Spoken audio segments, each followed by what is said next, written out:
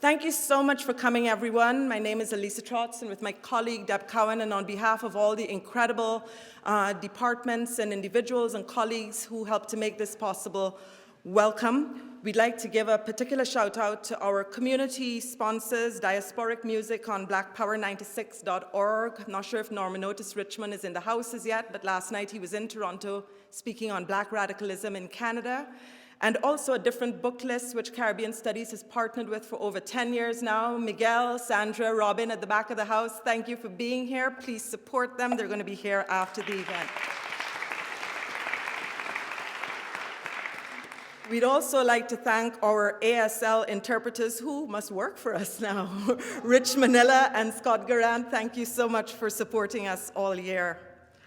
Robin Kelley, welcome to Toronto. We can't actually do this without first thanking someone who is not here, Professor Emeritus at UCLA and Robin's colleague and friend, Robert A. Hill, Jamaican historian of the Black radical tradition, editor-in-chief of the multi-volume, I believe 13 volumes so far, Marcus Garvey and Universal Negro Improvement Association papers, literary executive of the estate of C.L.R. James, editor of the multi-volume edition of the C.L.R. James Archive.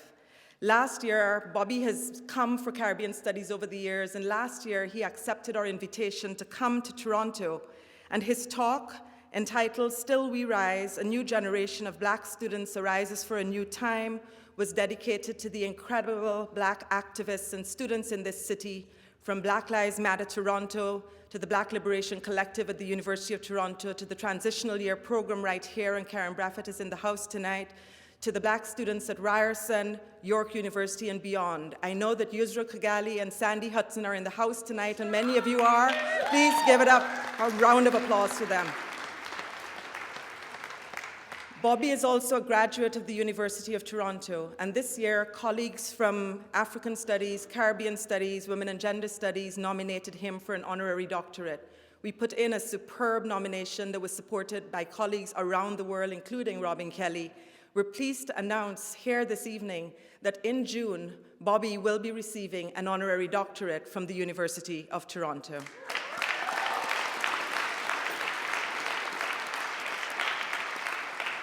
And finally, before I turn it over to my colleague, Deb Cowan, David Austin, Montreal, is in the house. David Austin is joining us tonight and will be our host and will be moderating the Q&A with Robin Kelley.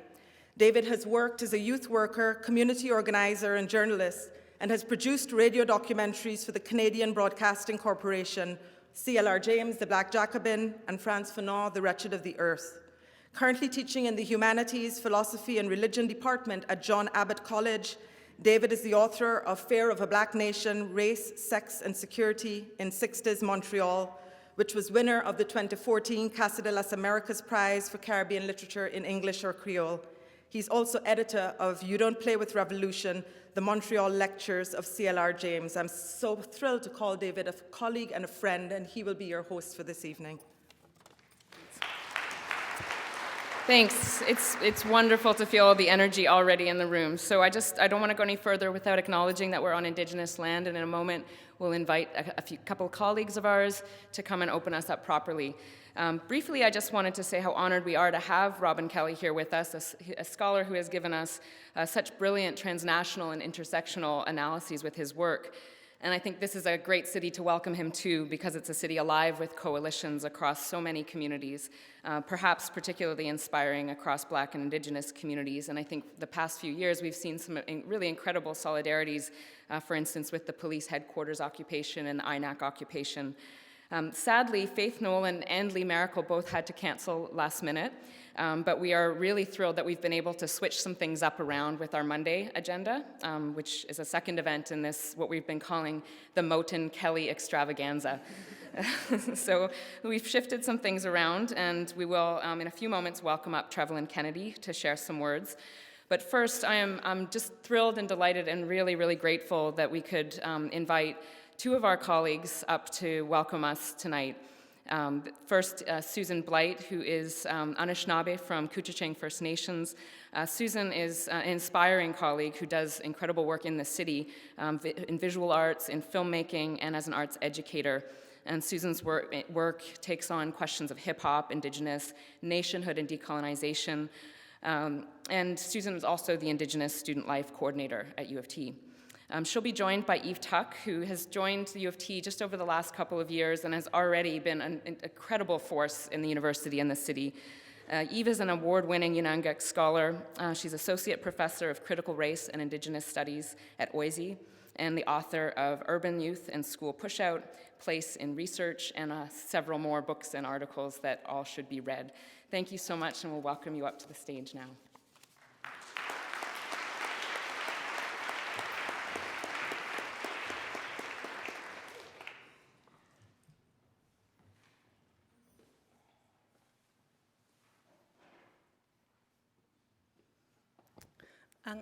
My name is Eve Tuck. Ani bonjour, my name is Susan Blight. I'm Anishinabe from Couchiching First Nation. Mekanak and Dotem, I'm Snapping Turtle Clan. I'm Inanga from St. Paul Island in Alaska, and I moved here to Toronto in October of 2015, and I have been so moved to have the opportunity to live here, to work here, to raise my children here, and to be in relationship to Indigenous colleagues, to Indigenous peoples in this territory. And so much of what I've learned about what it means to be an Indigenous guest on Indigenous land has come through the relationship and friendship that we have been building. Oh, good, that's so nice. As I mentioned, I am Anishinabe from Treaty 3, so I'm a member at Couchiching First Nation, but my ancestors actually come from 4 different places in Treaty 3. And although I am Anishinabe, I also consider myself a guest on this territory. I've lived in Toronto for about 6 years, and it's really the first time in my life where I've established relationships with the Haudenosaunee Nation. So I do want to, before we start and say some words about Rob and Dr Kelley, to take a moment to acknowledge this land. So this land that we are on is sacred territory, and it's been the home and visiting place of many Indigenous nations, including the Haudenosaunee and the Anishinaabe, for 15,000 years. I do want to also take a moment to acknowledge the ways in which the Haudenosaunee Nation have taught me personally about governance and about ways of being a good guest on this land. Those of you who do live in Toronto should know and understand and acknowledge that this territory is covered by the Dish with One Spoon Treaty. And that is a treaty that is acknowledged as a treaty agreed upon between Indigenous nations, the Haudenosaunee and the Anishinaabe, that it predates Canada, and that it's a land use law originating really in the laws of the Haudenosaunee Nation. And what that wampum, the Dish with One Spoon, tells us is that there is one dish representing this land that we are all responsible to care for, to replenish, to take care of.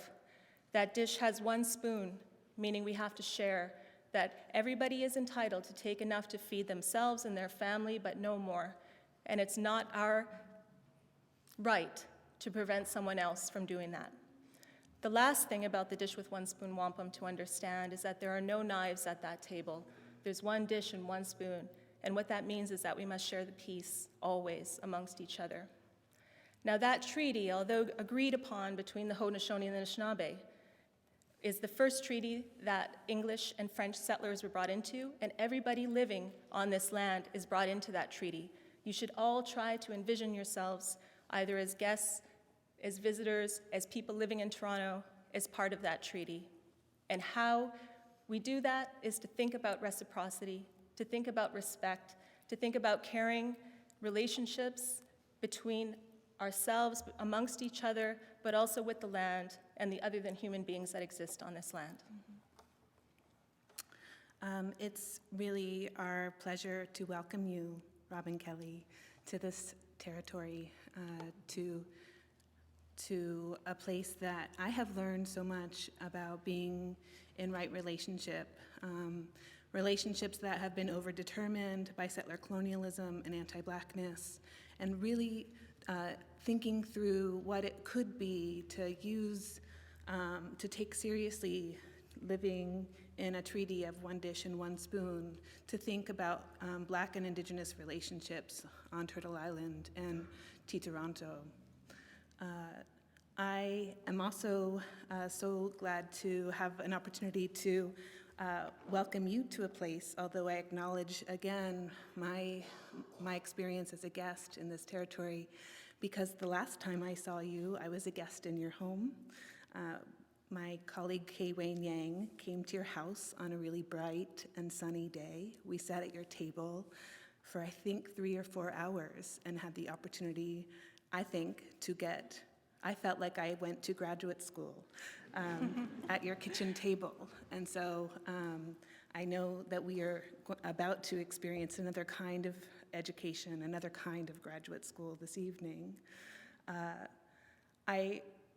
I think that our opportunity to think and learn with Dr. Kelley tonight, especially for those of us who are Indigenous in this room, is an opportunity to think and learn with a historian who has always held space for Indigenous people in his work, who has always anticipated Indigenous readers in his work. And that's a rare experience.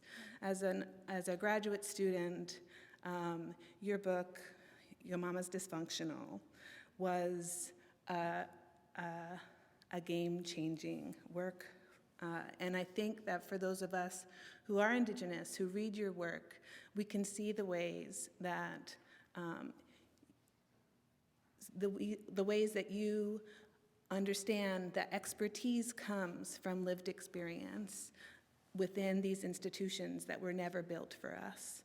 Our expertise comes from our lived experience within policies that have been meant to destroy us, and within framings of us that have always been meant to undermine our belonging. And so it's really our good fortune to have the opportunity to try to begin this conversation in a good way. And kakasaka. Miigwech.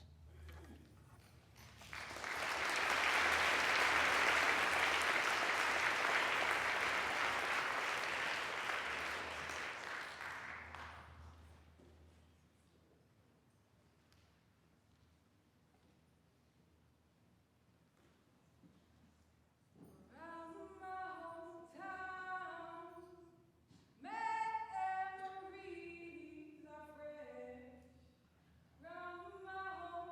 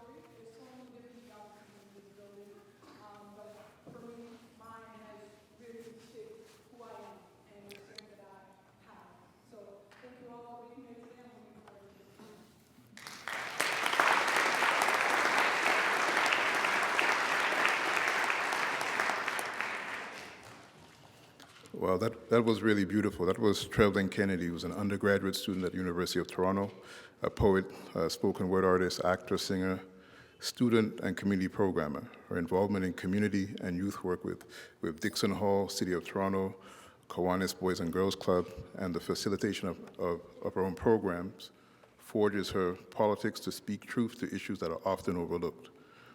Her neighborhood, Regent Park, and her passion to evoke feeling in every story has been a major source of her drive and creativity. So, good evening.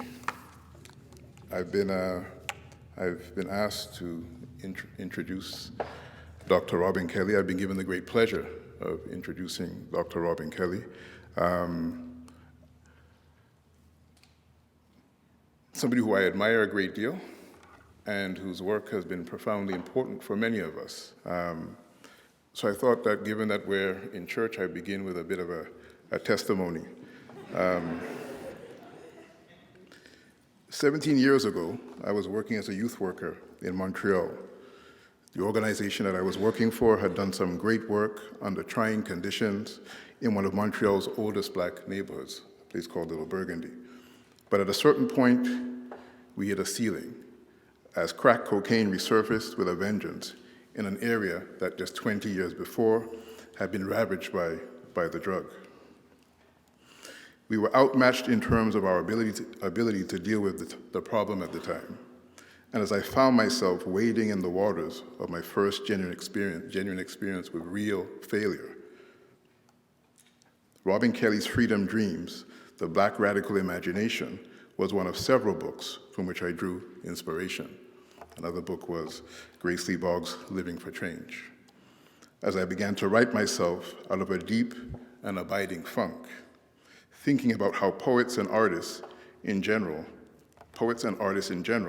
are crucial to our understanding of human possibilities and human freedom.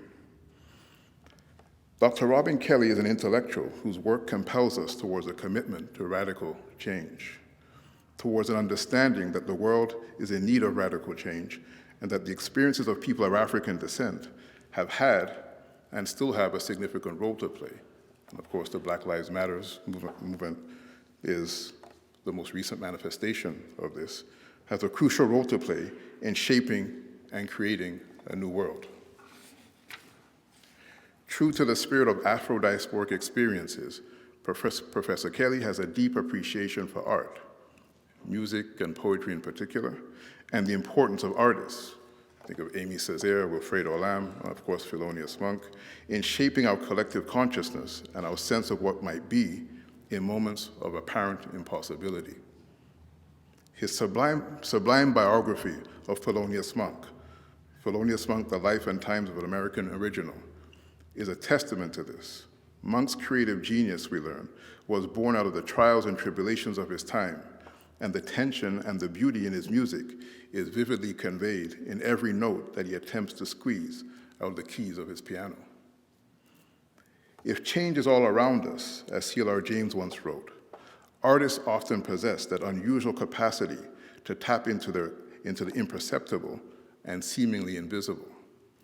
While social scientists have often been dismissive or neglectful of art, Robin Kelley's appreciation of art is succinctly expressed in Freedom Dreams when he calls upon us to draw on, in this case he's referring in a sense to surrealism, but surrealism not in the sense that we traditionally understand it, to draw on art in order to build new movements, new possibilities, new conceptions of liberation, while breaking with the constraints of social realism.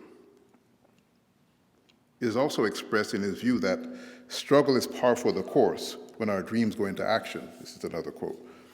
But unless we have the space to imagine and a vision of what it means to fully realize our humanity, all of the protests and demonstrations in the world won't bring about our liberation. While it may not be obvious at first, those words bring us directly to Dr. Martin Luther King. For who was more poetic and artistic, a more poetic artistic spokesperson than Reverend King? Who was more surreal insofar as he attempted to take us beyond the immediate, beyond the present, and into a future a yet-to-be-realized dream. That we dream in order to do is perhaps more accurate than the Cartesian, I think, therefore I am.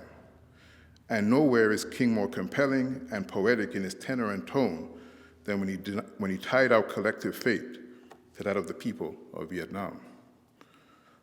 On Christmas Eve in 1967, the year that Canada celebrated its centenary with a series of historical omissions and exclusions, the CBC broadcasted Dr. King's Massey lecture. It was actually a sermon. Directly from Ebenezer Baptist Church in Atlanta. This was also the same year that C.L.R. James delivered a series of historic lectures in Montreal on socialism and Caribbean revolution. And in King's lecture, he referred to what he described as the interrelated structure of inequality within the context of global inequality under modern capitalism. He was shifting towards a critique of global capitalism, in which he equated the fortunes of America's Black dispossessed with the dispossessed of the rest of the world. In other words, Dr. King was a revolutionary. He compelled us to think and to act according to our conscience, to imagine a new world full of new possibilities that can only be realized if we are willing to make a radical break with a system that rewards graft, exploitation, and degradation, and the degradation of the spirit, while undermining, manipulating, and persecuting those who attempt to practice genuine freedom. Dr. King understood that the prevailing situation was untenable, that neither human beings nor the world that we inhabit continue along this destructive path. He was a wordsmith who understood that mere words or word spinning were not enough. And from the pulpit, he implored his audience to imagine a new world and to organize in order to bring that world into being.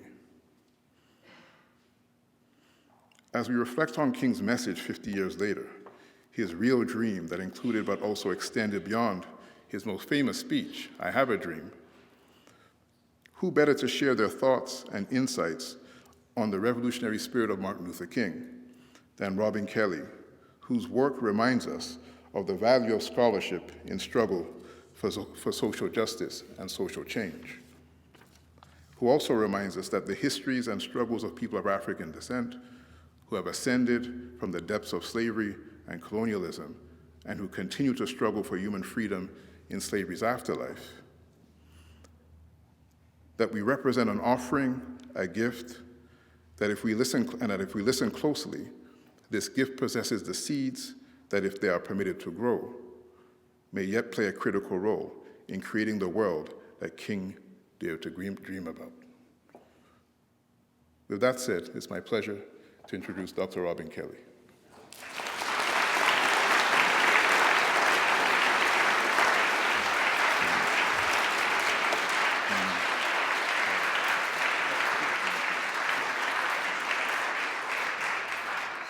Okay. Well, good evening. Okay, let's do it that way. I have to say, it's a little spooky to sit and listen to all these beautiful presentations and acknowledgments and feel like I'm not at my own memorial, right? In a church of all things. But it is so beautiful. I mean, it's beautiful for lots of reasons because I feel connected to so many people here. Some people I've known for many, many years. If I start naming everyone, we'll be here all night. But to be connected to so many people to thank. I'm going to especially thank Alyssa Trotz and Deborah Cohen for really organizing this and for persevering. Bobby Hill, who was my mentor, he was he was on my dissertation committee, he was my mentor at UCLA, and someone who I've admired and learned from for the last 30 years, and to hear the beautiful presentations and Eve, who is true, we spent a lot of time at my house, working on the book that she wrote, this wonderful book, and David Austin, who's a brilliant historian, that book on C.L.R. James, by the way, is something that I keep very close to me, those lectures that he gave in Canada. In any case, let me just begin with an apology. So when Alyssa and Deborah had asked me to come and speak, I'm always very ambitious. So I looked at the calendar, I said, well, this is gonna be April 1st. April 4th is the 50th anniversary of Dr. King's speech. I've been thinking about that. Yeah, I made up a title. I always make up titles, but then I have to be responsible for coming up with what to say.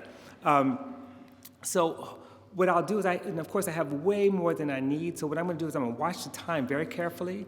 I may skip over some things, and I may just stop, because I wanna get to a point where we can have a conversation. So I don't wanna go too far, so I'm gonna put my little timer on here, and watch the time, and talk about some things that hopefully will resonate with you. So let me get here. Okay. There. Starting now. And when my alarm goes off, it will go off. And that means I have to stop. Okay, no matter what. Okay, so November, right? November 10th. A lot of people woke up from what they thought was the beginning of a nightmare in the United States, that is. Of course, Trump was elected president of the United States, a president backed by white supremacists, right-wing ideologues, corporate interests. And it became this kind of crisis, this crucial crisis, and a crisis where my own students felt like they needed therapy right away. People were crying and very upset. And then I began to see all these essays come out in newspapers and magazines online that were about how to, what advice you need to give to your kids to explain Trump's election. In other words, we have to teach our kids about uncertainty and all this other stuff. And I have to admit that the kind of trauma that people were expressing around Trump's election irritated me. It irritated me. I'm gonna tell you why, and you can be mad at me if you want to. We're in church. But it irritated me for two reasons. I understood that it was a shock, and I understood that it was a disaster in many ways. There's no question about that. But what irritated me is one, how we failed our children. We failed to prepare them for this, and we should have seen it coming. And I take some responsibility for that, although my kids were not upset at all. They were my son was I want to play on the Xbox. But the second thing is because so many people who declared a state of emergency at that moment didn't realize that many of us had been in a state of emergency for a very long time. And that's what annoyed me. Think about what it means for this generation, for my daughter, right, who is a graduate student right now, or my son who's in high school, what it meant to be raised as a generation to have to endure the snuffing out of Black lives in real time, right? Looped over and over on television and social media. Or what it means to speak to a generation raised on drone strikes and drug wars, over-policed and undereducated, working and living in crumbling schools and housing projects, and schools are next to a criminal justice system. A generation familiar with being internal refugees in the case of Hurricane Katrina in the aftermath. A generation that witnessed uprisings in Baltimore and mass murder in Charleston, the exodus of mass production in Detroit.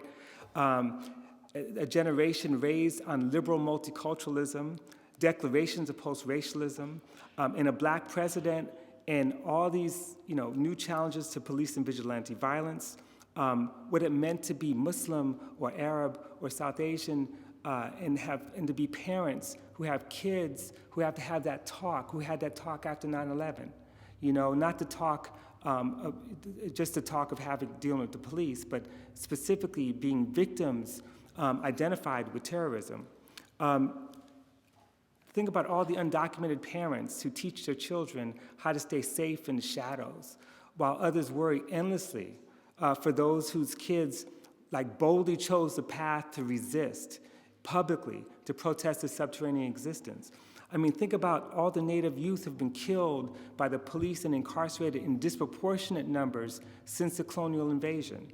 The struggle against the Dakota Access Pipeline at Standing Rock was the latest and the most visible struggle against land dispossession, resource extraction, and violation of sovereign rights. But this is a struggle that's been going on for a long time everywhere. Now, note, it was under a Black president that much of this happened, including the deportation of 2.5 million undocumented people, including the continuation of Bush-era anti-terrorism policies, the consolidation of executive authority to prosecute war, and the deployment of drones in the so-called targeted assassinations that produced thousands of civilian casualties, or what they call collateral damage. And a Black president that also oversaw the largest secret domestic surveillance program in US history, and a Justice Department that targeted whistleblowers while refusing to criminally prosecute Wall Street firms whose conduct wrecked the lives of millions of people. Meanwhile, it's under a Black president that we bring in even more of the continuation of Goldman Sachs people to run economic policy. Now, to be fair, President Obama, who's a likable person, and his administration are not to be blamed for the state of our country or the state of the world, because we have at least 4 decades of globalization, neoliberal attacks on the welfare state, public institutions and the poor, covert wars, and political cultural backlash against movements for racial and gender justice. 4 decades at least. I mean, it's longer than that, but 4 decades in particular. And if you don't believe me, you can read any book by Naomi Klein, because she's been laying this out for a long time, from the shock doctrine to this changes everything. So we've seen this. We've seen rampant xenophobia. It didn't start with Trump. We've seen open misogyny and attacks on reproductive rights, backlash against diversity, terrifying spike in homicides of transgender people. So we've seen this. And despite the persistence of neoliberalism, the country's made enormous strides under Obama, in certain areas. I mean, comparatively speaking, given where we are right now, climate change, health insurance, marriage equality, women's wage equity, diplomatic relations with Cuba and Iran, among other things. So if you look at just the last, say, 3 or 4 years on the verge of Trump's election, from that vantage point, it looks like the United States was a completely different country, for those who are unaware. And it's this image that actually masks a global shift toward authoritarianism, a shift that emerged in response to capitalist latest crisis and the massive global resistance movement that emerged in its wake. And you could see the global resistance movement everywhere, Athens and Madrid and New York and Sao Paulo, Brazil, London, in the West Bank, Santiago. And in fact, I would argue that massive opposition to globalization and the policies of austerity, policies actually were designed to solve the capitalist crisis on the backs of workers and the poor, both exposed and hastened the crisis that produced Trumpism. And that's sort of my prelude for what I want to talk about tonight, which is, like I said, I want to commemorate the 50th anniversary of Dr. King's iconic speech at Riverside Church, April 4th, 1967, Beyond Vietnam, A Time to Break Silence. And I want to commemorate it in part because it contains within it a manifesto for radical change. It's not just the anti-war speech, and I want to get to that. And that manifesto, which I for so long I thought of it as, this incredible vision that was defeated. And then when I went back and read it again and again and again, I realized it's not about a vision that was defeated. In some respects, it was a warning. He gave us a warning, almost a prediction of what the neoliberal order would look like. At its core, it's a critique of militarism, that was so essential during the Vietnam era, but equally essential now, especially now, and yet an anti-militarism that has been virtually crushed. Meaning, and I'll get to that at some point, there really is, I mean, there's an anti-war movement, but there isn't an anti-war movement. You know, there isn't an anti-war movement that we need, at least not in the United States. And this is one of the big failings. So at its core, so I want to spend some time this evening reflecting on the significance of that speech, April 4th, and the struggle to sustain a movement resisting what King called the triplets of racism, materialism, and militarism. And then I want to reflect on the consequences of the loss. And the way I've kind of structured this talk, it's sort of like 4 sections. I mean, I get to all, but one is like Genesis, resurrection, crucifixion, and the second coming. And I actually forgot I was doing this in the church, so this is just sheer coincidence. But Genesis. What's the genesis of this speech? By the way, by a show of hands, how many people have actually read or heard that speech? Raise your hand. Oh, good. So I don't have to repeat the whole thing. Okay, so at least half of you are familiar with it. So let me just begin by dismantling the myth that April 4th was the first time that King came out publicly against the war. As early as March 1965, he made a passing remark to the press that the Vietnam War was accomplishing nothing. Okay? And he personally opposed the war in 65, and he opposed the war largely due to Coretta Scott King. Coretta Scott King had a much longer history as an anti-war activist. Some of you may or may not know that she was a supporter of the Progressive Party. Her hero was Paul Robeson. In 1962, she traveled to the 18-nation disarmament conference held in Geneva, Switzerland, as a delegate for Women's Strike for Peace. Okay, that was before her husband won the Nobel Prize. Later in 65, she spoke at 2 anti-war demonstrations, one in DC, one at Madison Square Garden. Her husband, Martin, was invited to both, but she spoke, and he really didn't want to come out against the war at the time, not publicly. Then, at a SCLC retreat, a Southern Christian Leadership Conference, Dr. King had asked Coretta to make the case to the board for why SCLC should come out against the war. And she made this eloquent argument. She was the first one to make the case that the war would, drain resources. The war actually is continuing to drain resources from education, housing and health, and related social programs. And she also added, quote, "Why do you think we got the Nobel Prize?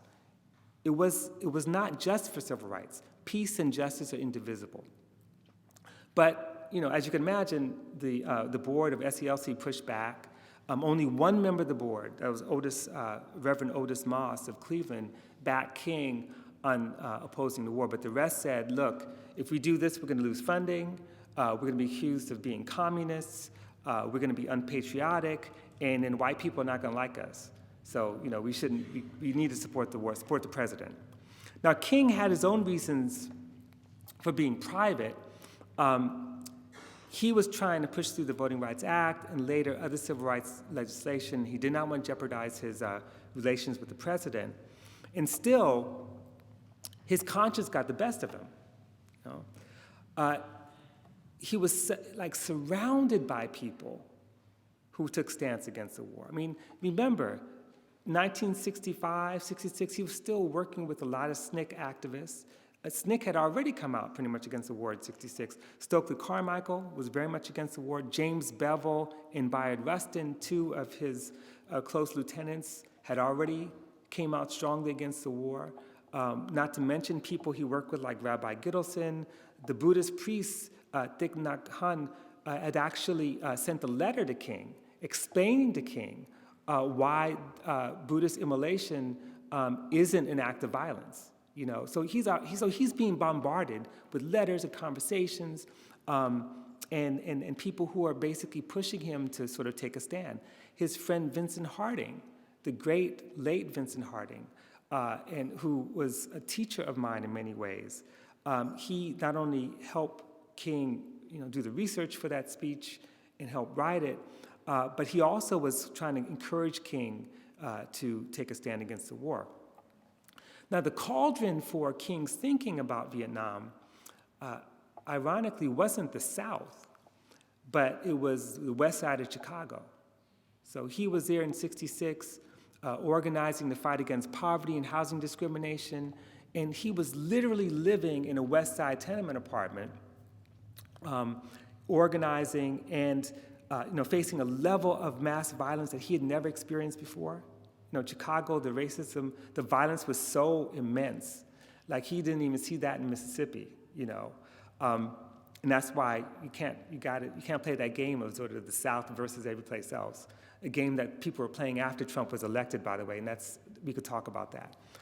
In any case, he was spending his evenings trying to win over members of the Blackstone Rangers and ex-gang members to nonviolence and nonviolent disobedience. And he argued that, quote, Molotov cocktails and rifles would not solve their problems.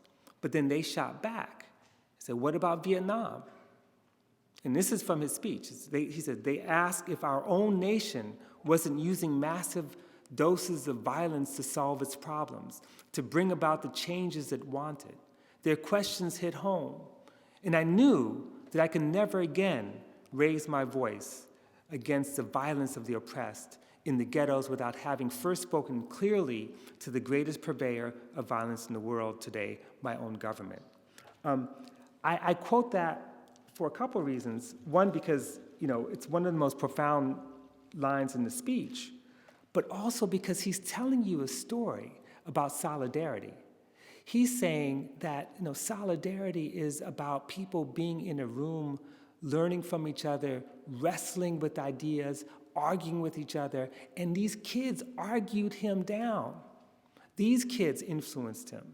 He said this was the third catalyst, these young people pushing him on the question of Vietnam. And we have to remember that, because we tend to think of King's radicalization, if we want to call it that, as some kind of self-driven act, right? And it wasn't that. It was about being in struggle with other people. And this is an important lesson, too, for our times. Anyway, at the end of 1966, King testified before a congressional subcommittee to budget priorities, arguing that America's obsession with Vietnam was weakening its commitment to anti-poverty programs at home. But it wasn't until February 25th, 1967 in Beverly Hills that he gave his first major anti-war speech called Casualties of War, which is an amazing speech. I'm not going to repeat it here, and I would encourage you to read it, listen to it, read it. Anyway, that was his first anti-war speech, and then in March, he led his first anti-war demonstration. In other words, Dr. King was pushed very hard to come out against the war, and by most standards, the truth is, most of the militant civil rights activists surrounding him had already come out. So he was slow, he was late. Nevertheless, his voice mattered in a way that, say, James Bevel's voice did not.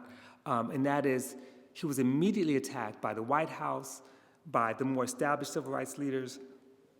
It did result in the loss of membership in his organization, the loss of revenue. And despite these dark times at home, with Nixon's impending election, with the urban rebellions in Newark and Chicago about to erupt, and the abandonment of nonviolence, the war on poverty crashing on the shoals of war, King never wavered. Once he committed to opposing the war, he never wavered. And in fact, a good portion of his April 4th speech at Riverside Church addressed his critics, who told him, quote, peace and civil rights don't mix, and continued to speak out To continue to speak out against the war only hurts the cause of your people. King replied that his critics did not know him or his calling. And, quote, their questions suggest that they do not know the world in which they live. He reminded his critics that moral principle, not allegiance to race or nationality, guided his work. War was making the country and the world sick. And that's how he saw it, as a sickness. And militant social movements, in fact, were the medicine, the healing salve. His calling as a minister obliged him to side with and to succor the victims of U.S. militarism. Or to put it another way, for King to be a traitor to the nation state was to be loyal to humanity, right? So speaking to his critics, he noted, quote, to me, the relationship of this ministry to the making of peace is so obvious that I sometimes marvel at those who ask me, why am I speaking against the war? We are called to speak for the weak, for the voiceless, for the victims of our nation, and for those it calls enemy. For no document from human hands can make these humans any less our brothers. And then he goes on to talk about, you really need to understand their broken cries. Now, what was most striking to me about the speech, and for our purposes tonight, wasn't the sober critique of U.S. policy. It wasn't the carnage that he describes, the tremendous price of war on social programs. It wasn't the cruel irony of black people fighting brown people for their who are fighting for their independence on behalf of a country that won't grant black people equal rights. It wasn't just that. Nor was it the brilliant capsule history of the war as a long anti-colonial struggle. And this is important. King saw it as an anti-colonial struggle. He called U.S. policies, the U.S. war, recolonization. He went back, he said, look, the Vietnamese people got their independence in 1945, and the French, would not acknowledge that. So he called it a just struggle, even if he resisted the war itself. But it wasn't all those things. What was striking and important for our purposes tonight is the sense of hope in that speech. He was thrilled by the Third World Revolutions. That was what excited him. He saw this as the wave of a democratic future. In his words, he says, perhaps a new spirit is rising among us.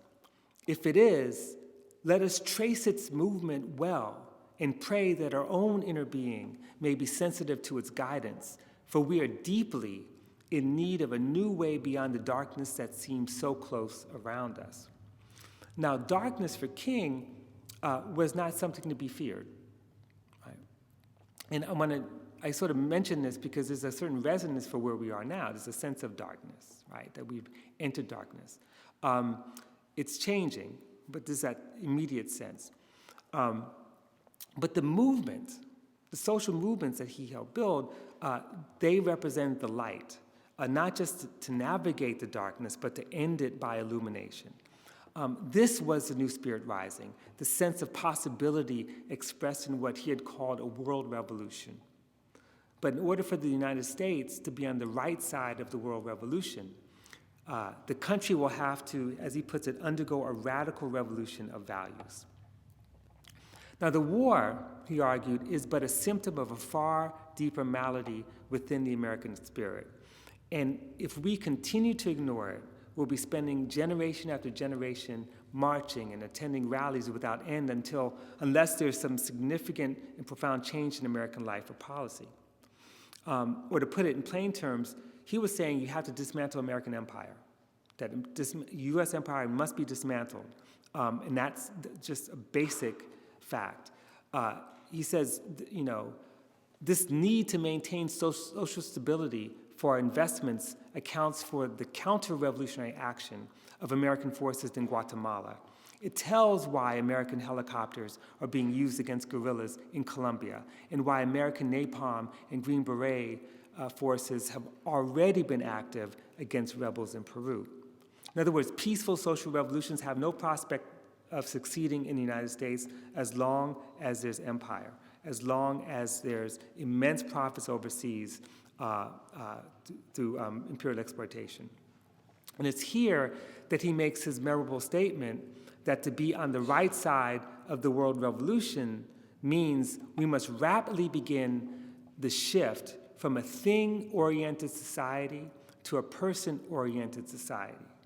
When machines and computers and cell phones, profit motives and property rights are considered more important than people, the giant triplets of racism, materialism, and militarism are incapable of being conquered. So while he calls for an end to structural racism as well as a restructured economy, okay, let's see, I have a quote here. He emphasizes, above all, changing values. And I really appreciated when David mentioned Gracie Boggs, because Gracie Boggs' work before she passed away, a lot of it was about this question of changing values that she drew from King. Not just this speech, but everything that he was doing. In other words, to create a social conscience and political culture where poverty and massive income inequality is simply immoral, just unacceptable. A culture where war is immoral, where overseas investment, only to take the profits out with no concern for the social betterment of other countries, in King's words, is immoral. So what he is crying out for is not a new set of federal policies, not a new commission, but a complete overthrow of materialist thinking, of militarism, of racism, to change the country's values by putting justice at the center. And there is no peace without justice.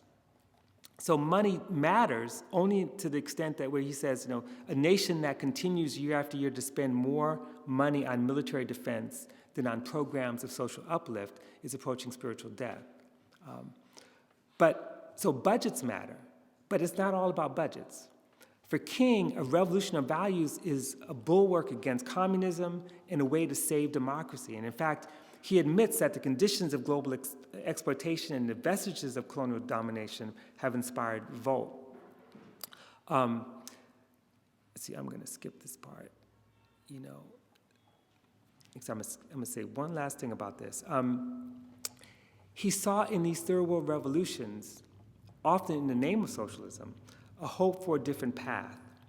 And this, ironically, I shouldn't say ironically, it's not really ironic, but it actually put him in line with many third world leftists who wanted to be non-aligned. So on the one hand, he saw a new revolution in values as a bulwark against communism, but interestingly enough, he wasn't yet willing to acknowledge that those people who are drawn to communism and socialism were pushing for the same values, and we could talk about why that's the case. But he put him in line with people like Eduardo Mondlane and Amilcar Cabral.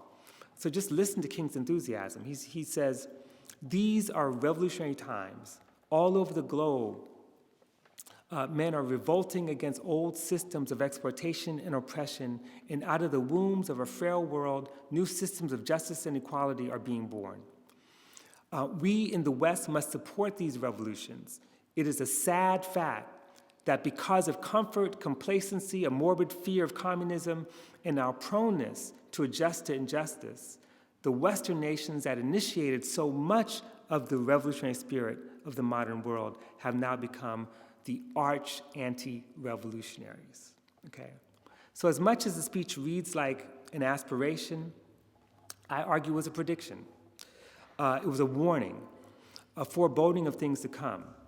In fact, in the Q&A, he responded to one question by warning that if we don't stop, quote, we're going to see several more wars like these, mainly in Latin America, and Africa, and Asia, with U.S. armed forces serving as, quote, a counter-revolutionary force in the world. And of course, this was happening then, because keep in mind, the invasion of Dominican Republic is 1965, right? Indonesia, you have the U.S. backing wars, the Portuguese wars in Angola, in Guinea-Bissau, and Mozambique. So that was the beginning. I mean, the truth of the matter, and you know this, that the war that we have witnessed since 2003, since 2001, with the invasion of Afghanistan, is not just the longest war. There was already war before that. We've had continuous war. Post-World War II has been continuous war. The U.S. has has never been without war, right? But these were covert wars and other operations. And that's what he was warning against, and that's what we got. So what we end up getting is a revolution in values. And now I'm going to make a leap here. There was a revolution in values in the United States, in the Western world, around the globe, but not the ones that King proposed. Instead, in place of an ethical imperative for justice, we got neoliberal reason. The idea that market principles should govern all spheres of life, and thus virtually everything should be privatized outside the domain of the state. There is an economic explanation for this, which I actually have here. I'm going to skip all that stuff. But if you want to know besides reading Naomi's book, David McNally wrote this great book, Global Slump, which lays it all out. You want to know what the global situation looks like? So it's not like I'm ignoring you. I know it, but we can talk about it in Q&A. I want to talk about neoliberalism, not just in terms of economic policy, but in terms of the question of values. And here's the main point. It's about changing attitudes and culture. Neoliberalism was a culture war, the very opposite culture war that King kind of imagined. Attacks on the welfare state, too much taxing and spending. State support for the poor or vulnerable is then recast as the dole. Like the old Keynesian model, the old Keynesian order isn't just wrong. It's the wrong kind of economy, but produces a wrong kind of culture. That is that the welfare state, the expansion of the welfare state, the expansion of the social wage, produces dependent, dysfunctional individuals. That's the mythology, right? Free enterprise not only makes us free, but makes us moral and responsible. These are the complete overturning opposite of what King's vision was. Forces, free enterprise, neoliberalism forces the individual to take personal responsibility so that he or she is no longer a drain on society. It encourages individualism, which translates as not taking help from anyone and actually not helping anyone, but not taking help from anyone. Margaret Thatcher said the object of these new policies, this culture, is to change the soul. She also said there is no such thing as society. There's only individual men and women. In other words, social solidarity is a weight on society. It must be dissolved in favor of being entrepreneurs. No more social obligations of the state. No sense of society as collective or caring for others who may be vulnerable. And again, people see an extreme version of this with Trumpism, but we've seen this consistently, pretty much. We even saw it under Jimmy Carter. I'll argue with you on that. But there were policies under Carter that actually promoted sort of neoliberal values. Personal responsibility and family values replaced the very idea of the social. That is to say, a nation that collectively provided for those in need, okay? And perhaps most importantly, all expectations of state provisions would have to be eliminated. No more welfare state. Clinton was the master of that, of dismantling welfare state. This move will make us all more responsible for ourselves. It will enhance competition and productivity, okay? Now, it would be wrong to suggest that King's vision died with him, that the struggle to end racism and militarism and materialism, and to usher in a new society based on social justice, actually persisted well into the 70s and 80s. And in fact, I would call the 80s, the late 70s, the 80s, a period of resurrection. Okay? Here we got resurrection. Now, what do I mean by that? Now, it's true. We think of the 80s as neoconservatism, racist backlash, the development of colorblind discourse, all that stuff. And we could go through the whole list. Retrenchment, the end of the Great Society, all that stuff. But what also defined the 80s in the late 70s or the 70s was opposition, intense militant opposition and political mobilization, which includes anti-militarism. So this is a period marked by intense domestic protests for jobs, peace, and nuclear disarmament. Now, if anyone was like alive in the 80s, I was, you know. I know some of you weren't. Jobs, peace, and nuclear disarmament were the slogans in the 80s. They really were. And people were organizing for that. We also had all these sort of anti-imperialist struggles against U.S. intervention. Think about what was going on. Grenada, Lebanon, El Salvador, Nicaragua, Afghanistan, Honduras, Panama, Haiti. I mean, the sanctuary movement that people are really pushing today had its origins in the struggles in Central America that are producing political refugees. You know, so fighting the triplets were at the heart of the sort of political formations in the 70s and 80s. And in fact, one could argue that in the 70s, the triplets expanded to quadruplets, right? That the key issues were taken up around questions of gender oppression and sexual violence, you know, by groups like the National Welfare Rights Organization, the Poor People's Campaign, the Young Lords, the Combahee River Collective. I can go on and on and on. And then we had in 1972 Shirley Chisholm. We forget Shirley Chisholm, that her campaign for the presidency in 1972 carried with it a critique of an opposition to those triplets. I won't go into everything that she stood for, because I'm running out of time here. But you know, she pushed for legislation to protect workers' rights and health insurance and minimum wage, but she also fought to end the war in Vietnam, to repeal the draft, amnesty for draft resistors, trying to transfer funds away from war into domestic needs. And of course, anti-racism was central to much of her agenda. I have a quote from her, which I'm not going to read, but so her presidential platform shouldn't be surprising. And that meant, you know, in 1972, she was pushing for the elimination of poverty, fighting for the rights of all aggrieved people, you know, including women, African American, indigenous people, Puerto Ricans, and other Latinos. Protecting the environment was a key part of her agenda in 1972. Affordable housing, and staunch opposition to militarism. And then to make one other leap, you know, Shirley Chisholm continued to be active, and then in 1983, we see another multiracial insurgency. This is only, you know, 3 years after Reagan's election, 2 years after his inauguration, and that is the 20th anniversary march in Washington. One of the leaders of that march and conceivers of that march was none other than Coretta Scott King, who was involved in the struggle to develop legislation for full employment.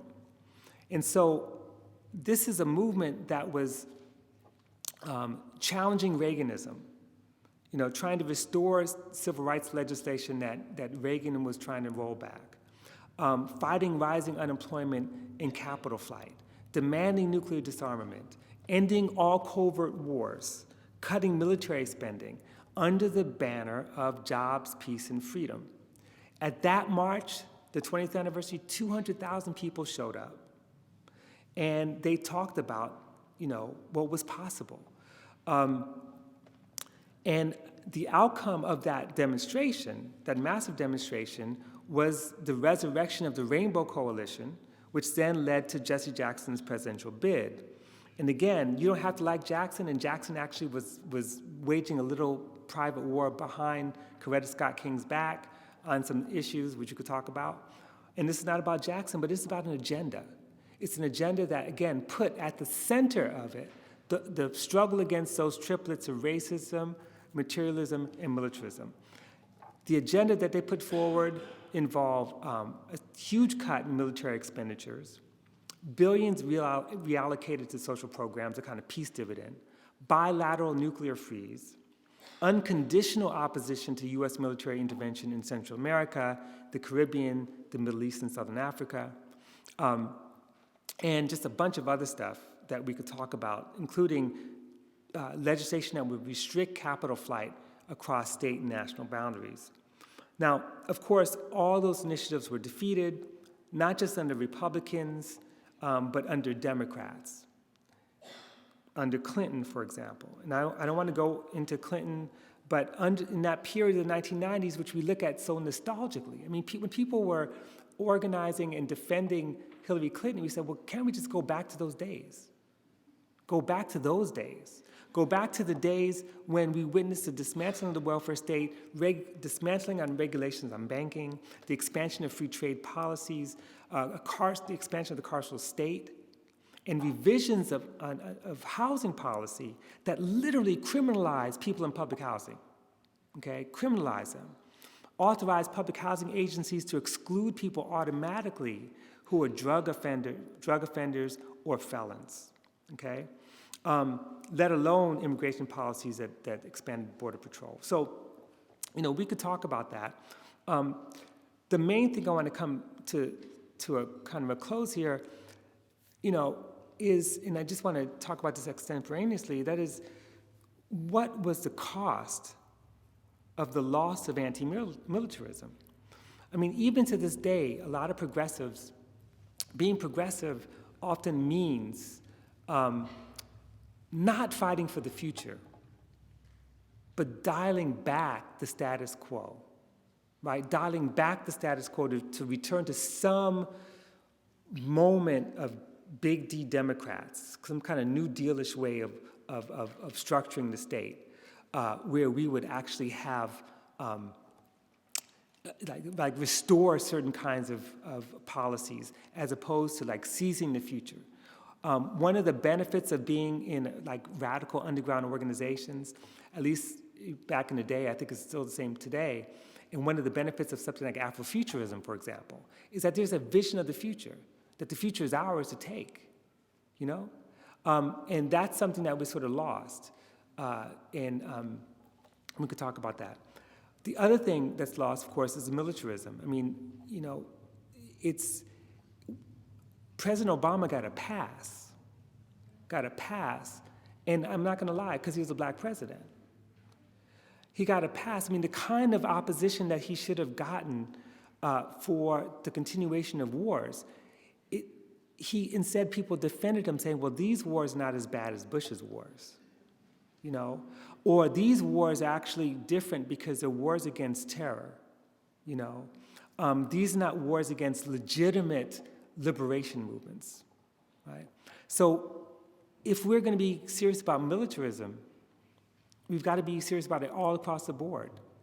Not simply be shocked into anti-war positions because the Trump administration is about has a budget that we're going to spend all this money for military expansion. If you're going to be against war, then you've got to be against the war on Palestinians, right? You've got to be against the war everywhere. But that has not been the case. Finally, the second coming. And I skipped over some stuff, but I figured let's have a conversation. The final thing is second coming. Second coming is maybe we're at a point where King's dream as laid out as a revolution in values might come back. I have to say that Grace Lee Boggs and the Boggs Center, they've been doing so much work for years, and they still continue to work on trying to sort of restore or uphold these values as values through the intellectual and political work they're doing. And it's very different work. It's not going to a demonstration. It's like hard, slow work of teaching and thinking and working through and really taking over in terms of the realms of education. But let's go back, second coming. We witnessed not just darkness after Trump's election, but enormous light led by women, right? We had the Women's March, immediately after Trump's election. You had the women's strike on March 8th, massive gatherings. This may be the beginning of something new. These were also marches and gatherings that were huge and also riven by splits between some liberal feminists who are not interested in anti-racism per se, or Islamophobia, or even anti-war, let alone anti-materialism, but then other feminists and other women who actually were committed to that, committed to a new wave of struggle that would, again, embrace all 4 or 5 of these basic principles. And that's what we're seeing right now. And I also want to point to to a particular document that I've written about, and I want to sort of bring it to light, because in some ways, the Movement for Black Lives policy statement embodies, I think, King's vision better than almost anything that has been produced in a very long time. Some people might want to criticize it because so much of it's directed at changing state policies, but I'm not sure if that's true. I think it's actually much deeper than that. But let me just talk about that and close. So last summer, again, before Trump's election, the Movement for Black Lives produced this document that lays out in details a vision aimed at ending all forms of violence and injustice endured by Black people, redirecting resources from the carceral and military state to education, health, and safety, creating a just, a democratically controlled economy, securing Black political power within an inclusive democracy, and also really protecting the environment. And the key demands included demilitarizing the police, abolishing bail, decriminalizing drugs and sex work, ending the criminalization of youth, trans and gender nonconforming people, divesting from prisons, the military, divesting from the failed war on drugs, divesting from fossil fuels and fiscal and trade policies that benefit the rich and deepen inequality. And what they wanted to do was take that savings from this divestment, which I call a peace dividend, and then invest those savings into things that matter, like education, like universal health care, like housing, living wage jobs, community-based drug and mental health treatments, restorative justice, food justice, green energy. So their vision wasn't just about redirecting resources, it really was anti-militarist. It was about ending war. They recognized war abroad and war at home. Their vision included a devastating critique of U.S. foreign policy, from the escalation of the war on terror in Africa, U.S. machinations in Haiti, the recent coup in Honduras, to the role of war and free trade policies in creating refugee communities and ongoing support for Israel's occupation of Palestine. So the point wasn't simply to reinvest this peace dividend, but to change the structures, so that there's collective ownership of certain economic institutions, collective decision-making from the state. Could you imagine if there was a real democracy, then there could be no war declared. In fact, this is just a side note, but the United States really hasn't officially declared war really since World War II, because you have the executive power that's making those decisions with some support from Congress. But in any case, they were calling for community control over police and schools, participatory budgeting, the right to organize, financial and institutional support for cooperatives, and this sort of thing.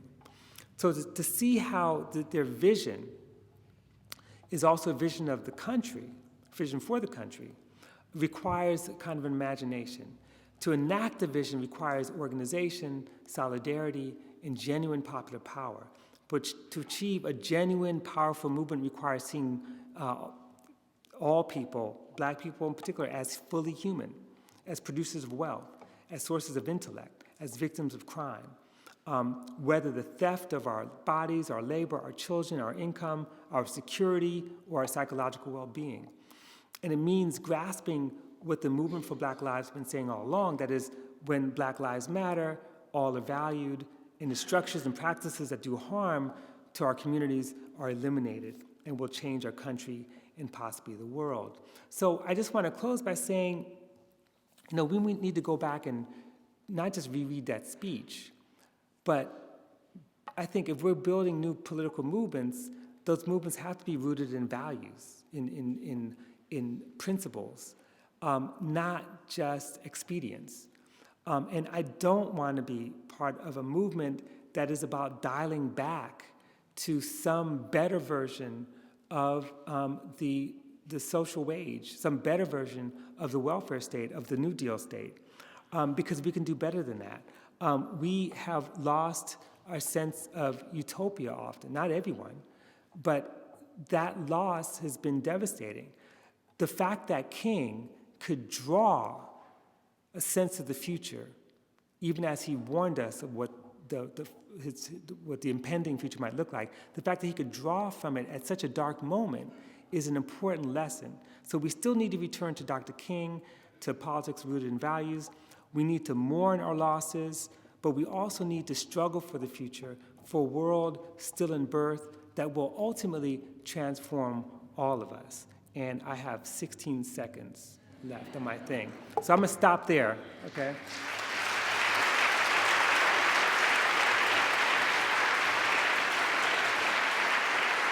Thank you.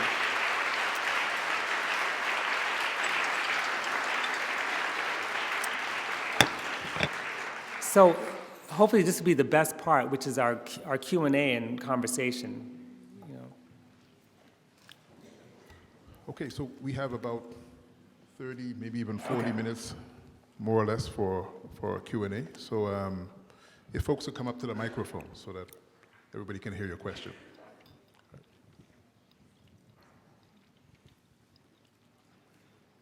So there are two microphones, so you can, yeah. And over here too. And I'll do the best I can.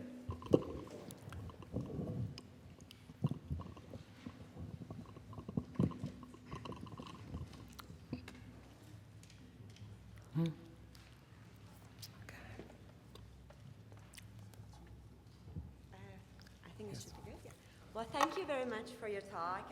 It's been a great pleasure to actually listen to you for the second time. The first time I listened to you at York University a few years ago when you gave a talk over there. Talk about jazz, right? Yes. Is it not? Okay, sorry. Oh, okay. Is it better now? Yeah, okay. I can hear you. So, I really enjoy your talk, and in terms of like talking about, sort of King's vision, and particularly, his emphasis on values and about reimagining future. And you kind of mentioned almost three aspects of it in terms of anti-militarism, anti-materialism, and anti-racism. And you briefly pointed about how all these kind of failed at some point, and we didn't push them enough. Right. What strikes me is that while I agree with you about militarism and about the structural aspects and of course racism, you never talked about the question of religion and religion as an ideology. Oh, religion, right? Yes, and I think that's an important thing, right. Particularly because.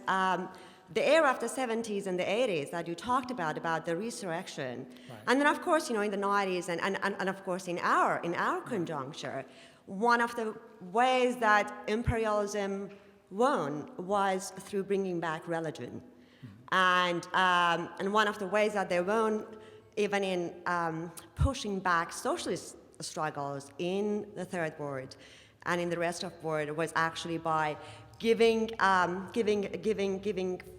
power and giving voice to religiosity.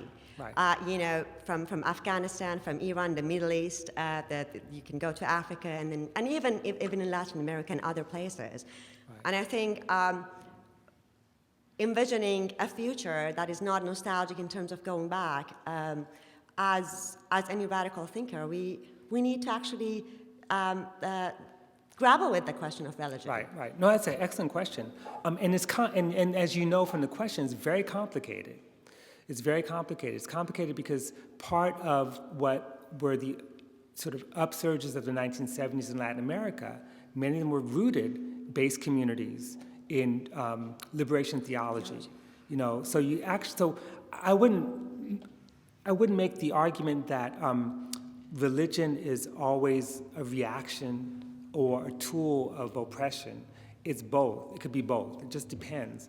In the case of King, King got as much opposition, if not more, from so-called institutional religious leaders as he got support from others.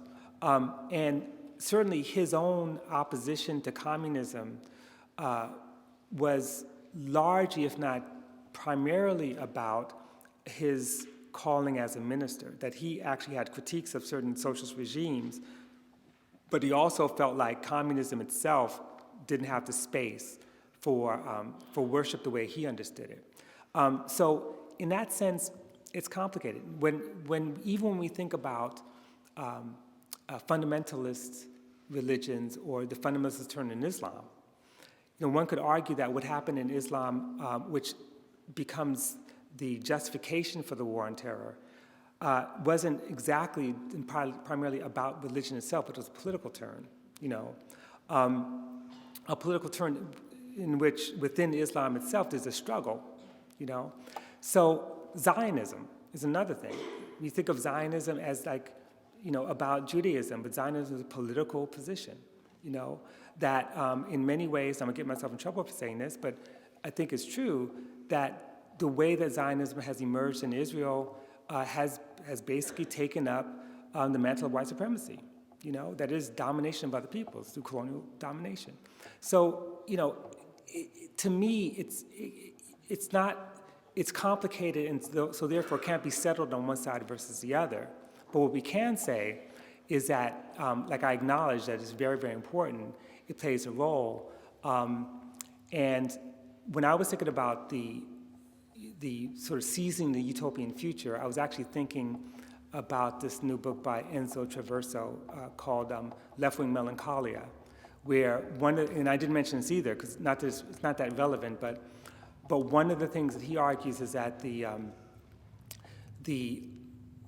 collapse of the Berlin Wall, the end of the Cold War, the end of the sort of communist project, then left a lot of leftists kind of rudderless and umbrella-less. You know, in other words, no house to, you know, even as you're mourning loss, and leftists are professional mourners, by the way, because leftists, we lose all the time.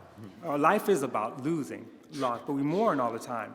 But in that, there is a sense, based on a secular understanding, that there's this future that we're striving for, another world's in birth, you know. So even that to me speaks to your question, that is that even within secular movements, there's a religious element, see, that's also operating, the sense of faith, right? But I don't have like a strict answer only because time, place, condition. It just depends. I don't know if I would say that the 70s and 80s, that religion was the main wedge that sort of crushed the anti-imperialist movement. I think a lot of it has to do with the economy, you know, and that's another thing. But I really appreciate Thank you. Okay. Yes. Good evening, and thanks for a fascinating presentation.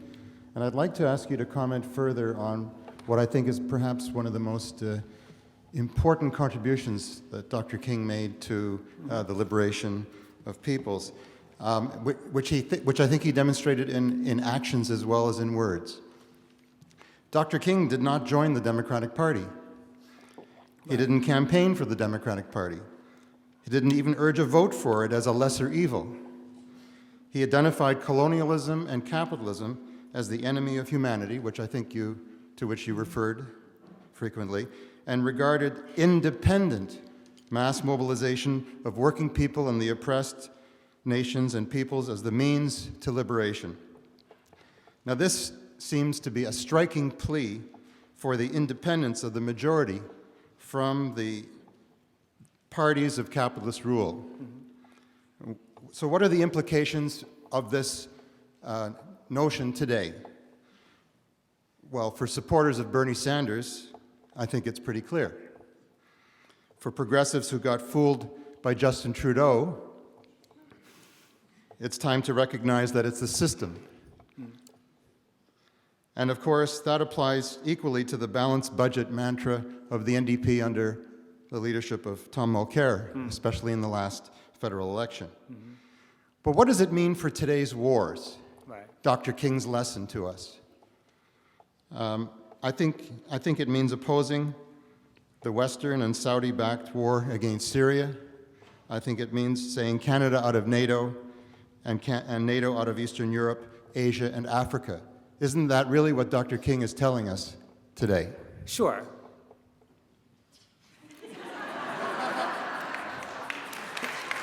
But let me add one thing though, because I agree. But just for sake of historical accuracy, let us trace this for a second, because King may not have been a registered Democrat, but he had to. It took him a while to get out. He never left the Democratic Party in terms of seeing electoral politics, specifically Democrats, as an important ally. And one of the problems, I mean, because let's just to go back, I mean, and again, this is someone who I admire, who I love, who also played a very problematic role in undermining the Mississippi Freedom Democratic Party at the 1964 convention, because he was basically committed to Lyndon Johnson. So in some respects, if you go back, and again, I was just talking about this speech, but let's take a big picture for a second. The Mississippi Freedom Democratic Party, to me, was far more radical than King was in '64 and even in '68. Because if you look at even the Mississippi Freedom Democratic Party's platform, their platform came as close as anything that you just laid out as a platform for the future, despite the fact that they were a political party with no prospects of running people for office. That wasn't really their project. But this is a platform that was not only everything you just laid out, but it was about decolonization of Africa, the end of apartheid in South Africa. It was about free, they guaranteed annual income. They also demanded child care, workplace child care. They had this really amazing position. And so they were in some ways parallel with what King had to get there. King got there a little later than the Mississippi Freedom Democratic Party, got there a little later than Fannie Lou Hamer, got there a little later than Ella Baker, but he eventually got there. Now, where would King be on the Democratic Party today? I can't tell you. I mean, he's dead, I'm here. So I don't even have a clue. What I do know is that the implications of the speech, the implications of the speech that he gives, the later speech that he gives, August of 1967, is even far more radical than this, is that you cannot depend on the Democratic Party or any political party to solve the crises that they're facing. And he recognizes there's a crisis. Does that mean that there's no space at all for participation in electoral politics? I don't think so. I think there is still space. It just depends. That's another matter. Exactly. You're right. It's another matter. Exactly. But again, the one thing I just want to emphasize is that one, it took a while for King to reach this place, and it doesn't have to do with like the long arc of education is long. It's not about that. It's really about what are the objective conditions in which he's sort of operating in. What are the circumstances? And the circumstances in 1966, 67 are different than they were in 1962. And they're different because there is a huge anti-war movement building behind his back. There is, U.S. is losing in Vietnam. The U.S. is also involved in even more overt military actions. We also have war at home. You have Watts in 65. You have Newark and Chicago in 67. 68, after King is assassinated, many cities blow up. Between 1964 and 1972, something like 300 cities blow up which involved 60,000 people being arrested. I mean, it's like war at home. All those conditions changed the circumstances and changed the possibilities. And that's why the resistance against the Democratic Party in '68 was much greater than it was in '64, because the conditions were different. I don't want to disavow the importance of the Jackson campaign, because the Jackson campaign was never intended to be a takeover of the Democratic Party. It wasn't supposed to be like Bernie Sanders. It was something very different. It was basically saying, we're going to work within this campaign and generate a movement to come out. That was the original plan, to come out of the idea was to create an independent movement, and because of the investment in Jackson, Jackson actually derailed that process. But that was the plan, because I remember I was there. I was a member of the Communist Workers' Party at the time, and our plan was to build independent power using this campaign to do it. It was a failure. It was a failure. But these are the things we have to always think about. But I really appreciate your comments, because I agree. Okay, I'll be faster. I'm sorry. Go ahead. I have a fairly quick question, but I don't know how quick the answer is. As a musician, I play the saxophone and mostly play jazz. I'd like to compliment you on your book for Thelonious Monk's. Oh, thank you. One of the best jazz books I've ever read. And I want to ask you about the question of art and the radical imagination, which I think plays into the questions we're talking about, but you haven't directly commented on in your speech today. I'm thinking about how around 1967, around the time of that you were speaking of, Dr. King's Riverside speech. It's also, I think it's the year John Coltrane died, but I know that he was also in those years, and immediately prior to that, he was playing at political struggles, for benefits for political struggles and for social justice issues, as well as many other jazz musicians. And I noticed that Thelonious Monk did from reading your book, and that was actually, I had never read that in Downbeat or anything or any other books.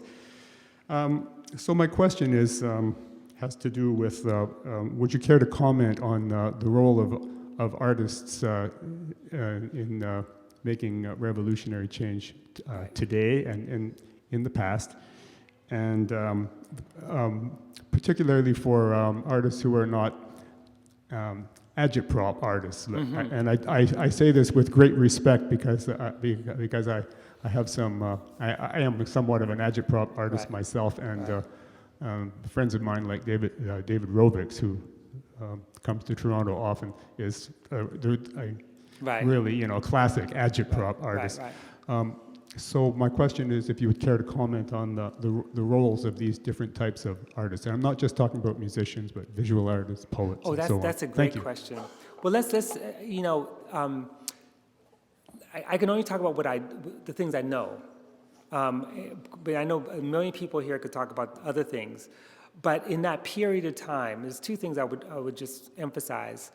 One is, at least in sort of a period of black arts, the black arts movement, as it really took off, beginning in '64, but really taken off in the late '60s and early '70s, around this time, around the time, by the way, that Coltrane and Alice Coltrane actually did a song for King, which people don't really know much about. I mean, but in this very period of time, so much of the work of musicians and poets and painters wasn't about content. And when I say content, it wasn't agitprop. In other words, there was agitprop, but a lot of it was about changing the venue, changing the location, changing the relationship between communities and artists, so that this was a period of a real renaissance where people like Cal Massey,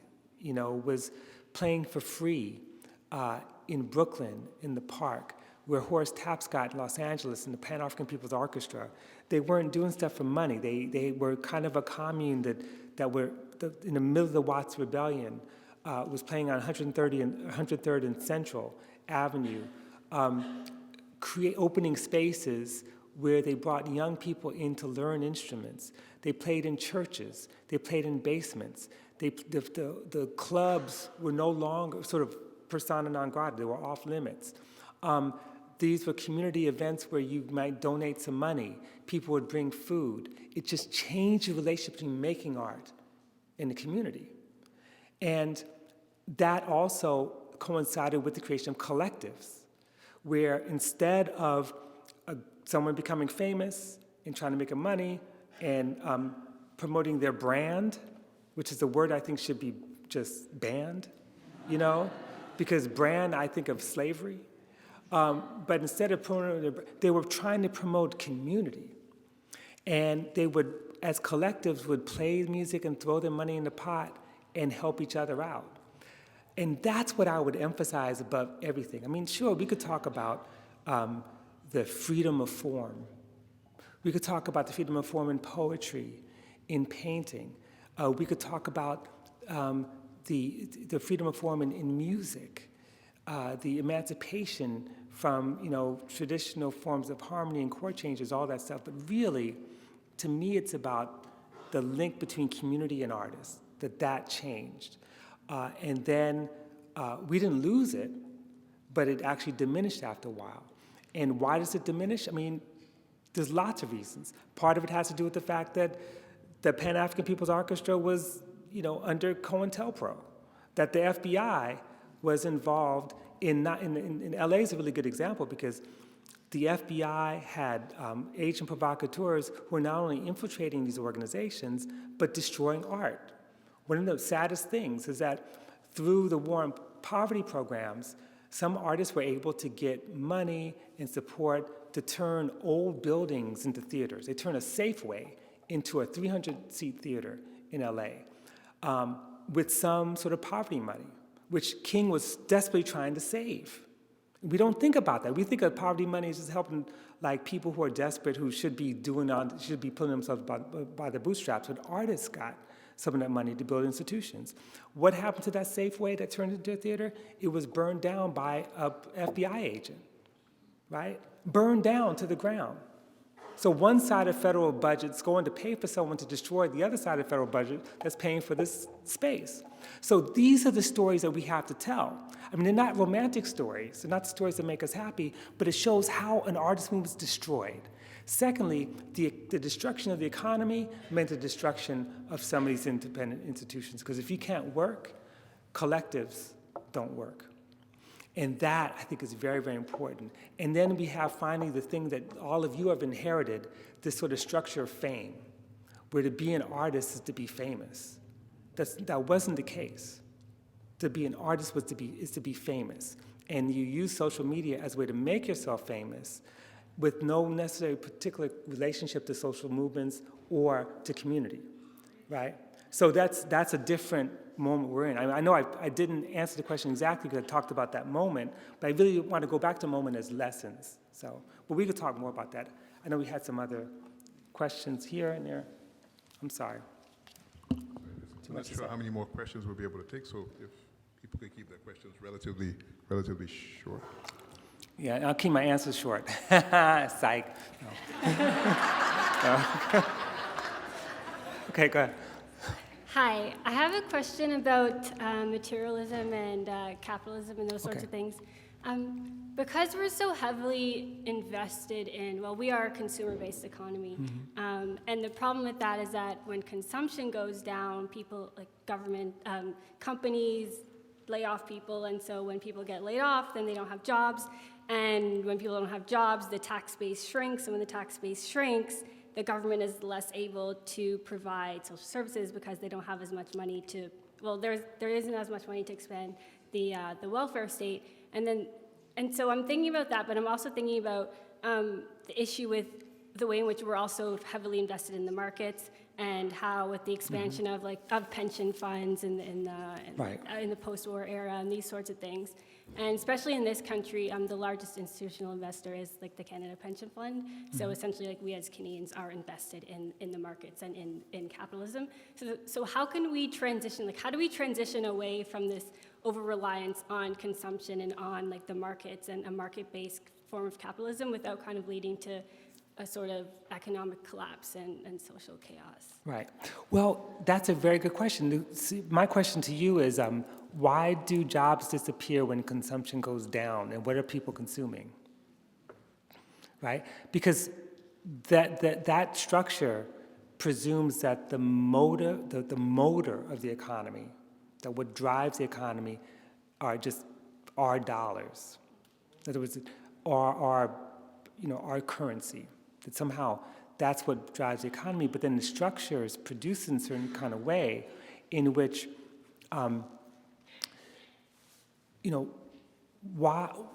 who owns the means by which those commodities are produced? Why is it that the people who make those things, why do they lose their jobs if they're not being purchased in large numbers? I mean, these are questions because it tells us something about the structure. I mean, what if you had a structure in which the people who make the things or deliver the goods are the ones that own the company? Would they lay each other off? No, they would change the structure so that, one, some things people shouldn't have to buy. Two, because it's like, why? I mean, some things people wouldn't even need, right? Capitalism produces desires for things that we don't need. It produces needs that once were not needs. I mean, why is it that we pay for water? How do things become privatized when they were once public? So the secret to the question is like, what is this? How do we get to this structure in which literally the lack of consumption produces unemployment? Now, I'm saying this as if that's true. What is really true is that when companies make a lot of money, that's when they lay off people. It's not the other way around. And that's actually a fact. I mean, when stocks go up, when the value of stocks go up, they lay off people. Because the whole point of capitalism is not to provide for people. It's not to make people's lives better.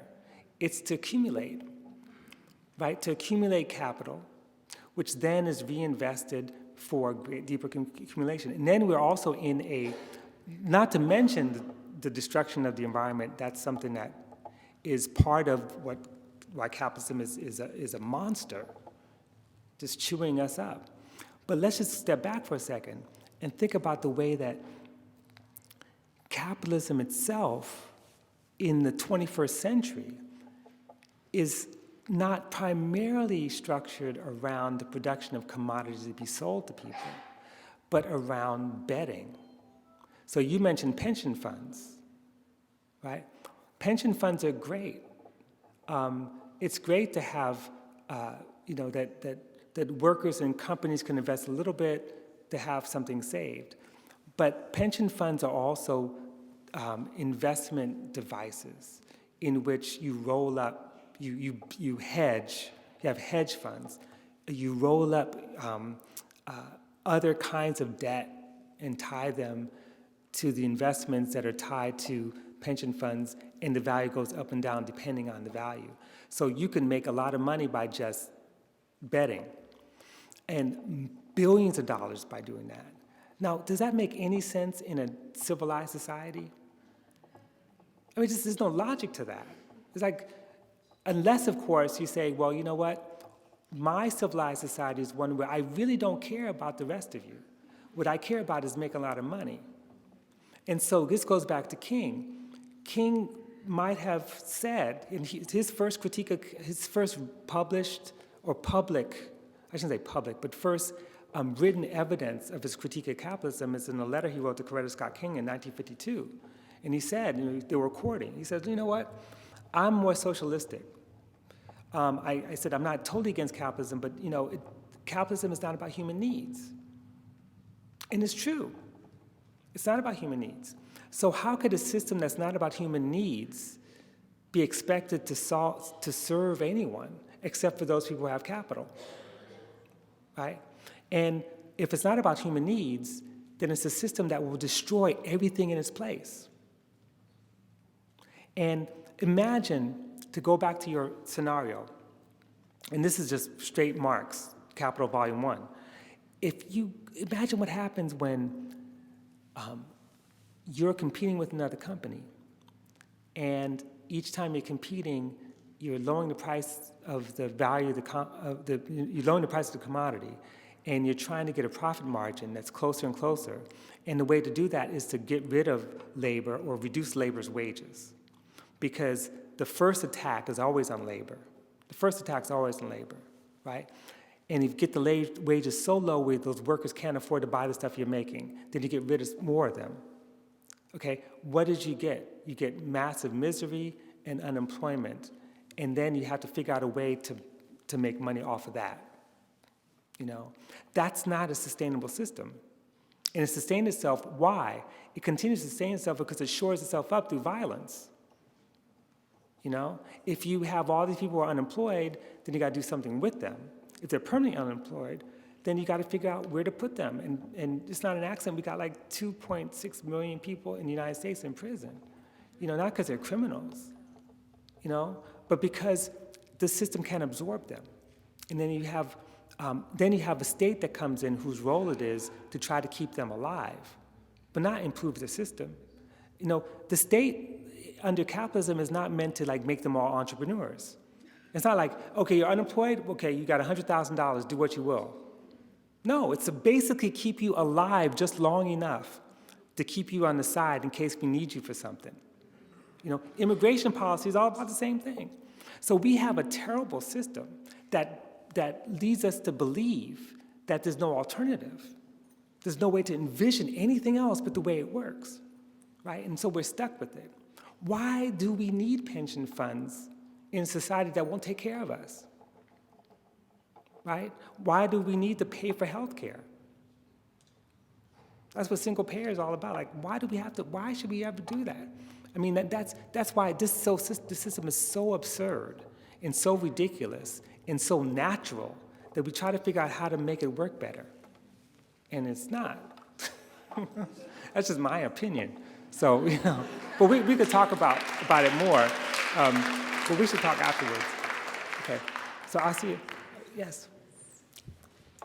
I had a question, and it's more about neoliberal economic questions. And I just, first of all, wanted to say that I wasn't expecting that you'd be the guest speaker today, because when my friend brought me here, I was with Dr. Kelley because I read your book. My Professor Mojab assigned your book as one of the books that we should review, and it had a tremendous influence. It completely changed the trajectory of my thesis development. Was it in a good way? In a good way, okay. Definitely. In a good way, really in a tremendous way. And so my question is, I recently saw I'm Not Your Negro, James Baldwin biography, and I've been doing a bit of a historical overview of the civil rights movement and the 1960s era of anti-war movement.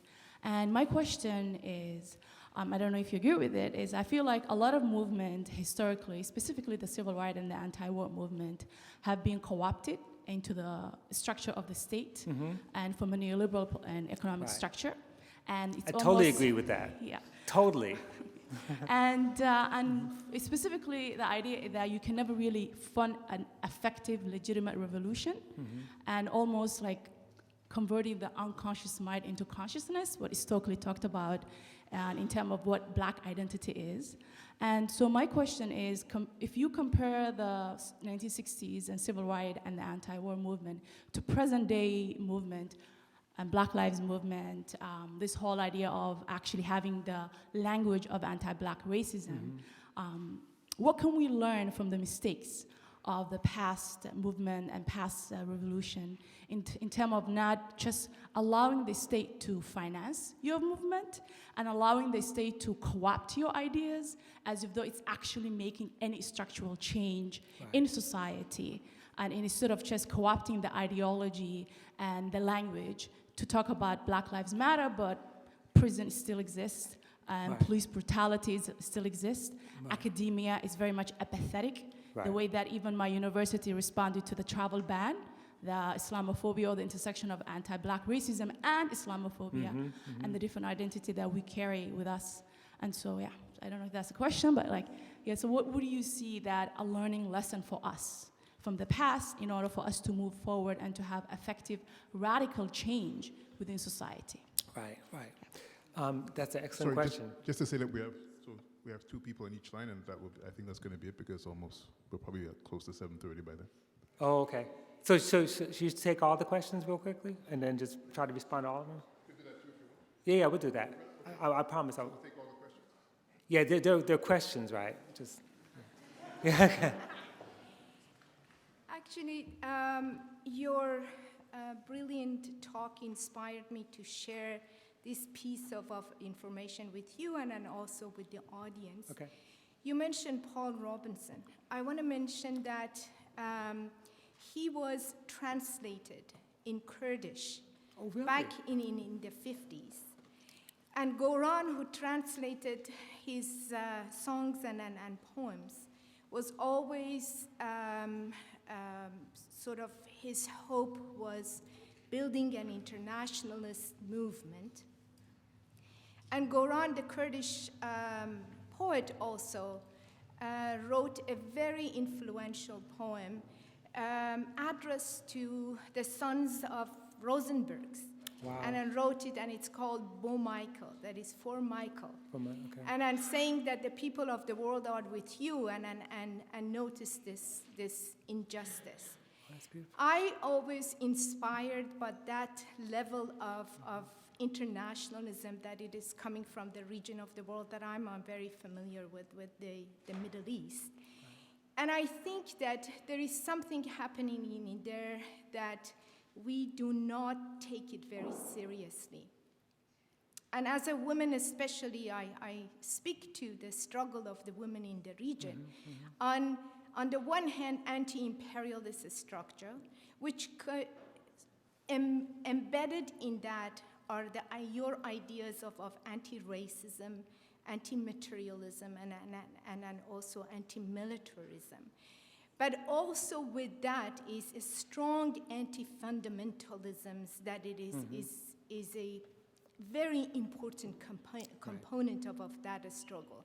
And I'm using it in a general anti-fundamentalisms, that it is anti-Zionist, anti-political Islam, and then also the rise of the anti-Christianity that we see also it is happening today. Right. So my point is that actually reading your Freedom Dreams book gave me the inspiration to dig out the literature and the poems that were inspired by the Red Blacks in the Middle East. So thank you very much. Thank you. I appreciate that.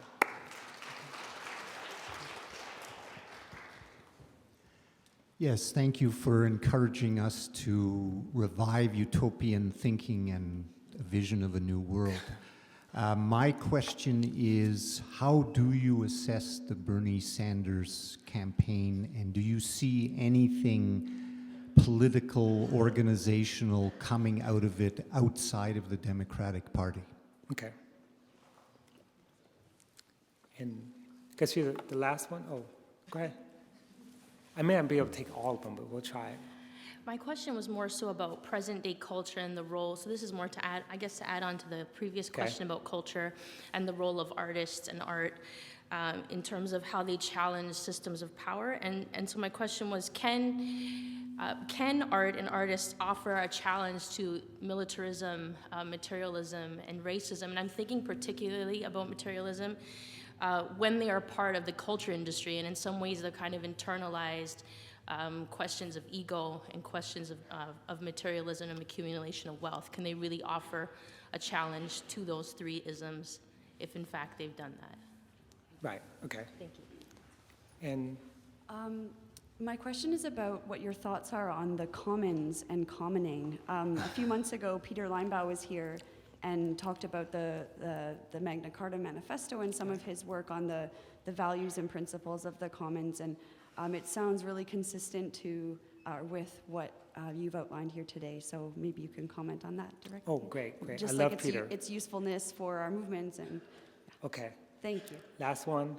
Okay, I'm sorry, I'm going to be that wet blanket. after several years in dallying in far, far left politics, I wonder if this idea of reigniting that utopianism, the idea of going back or actually putting forth these values is enough.